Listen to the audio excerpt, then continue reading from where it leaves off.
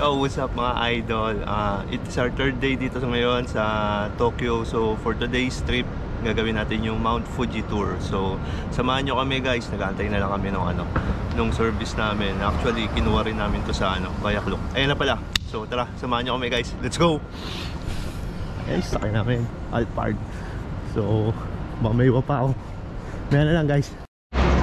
Ayun mga idol, actually pangatlong take na to. Dito na tayo ngayon sa Arakurayama. Yon. So dito tayo sa spot ng Mount Fuji.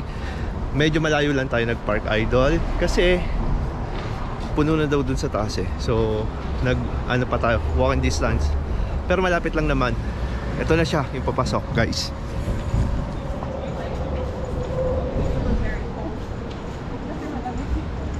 Iyan.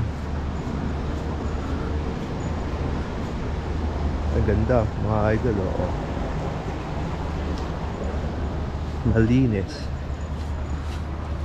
So medyo walking lang muna tayo. Actually medyo mataas-taas yung papanikin nyo going sa pagoda ng Mount Fuji. So bago kayo nalakas pag pumunta kayo rito, ay nakakahingal. Pero pagdating naman doon sa taas, worth it yung yung view kasi kahit saan ka magpicture, ang ganda talaga ng Mount Fuji. Kasi nga ngayon wala siyang cover, hindi siya nababalot ng ulap kasi nagpakita. Kaya mamaya video tayo doon sa taas guys. Last one guys.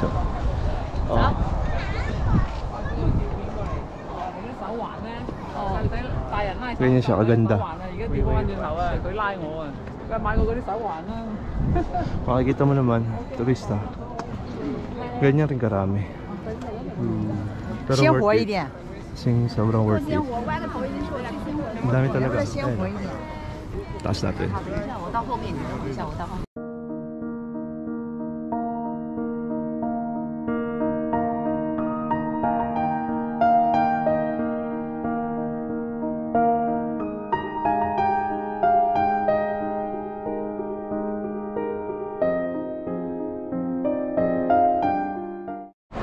So ayun nga guys, tulad nga nung sinabi ko sa taas. So bihira siya magpakita. So ngayon natakpan na. Buti ka mo nakaabot tayo kaninang umaga. Kanina lang. So wala pang oras na nakakalipas. Natakpan na agad siya ng mga clouds. So ayun, we're lucky din, we're blessed na makita si Mount Fuji.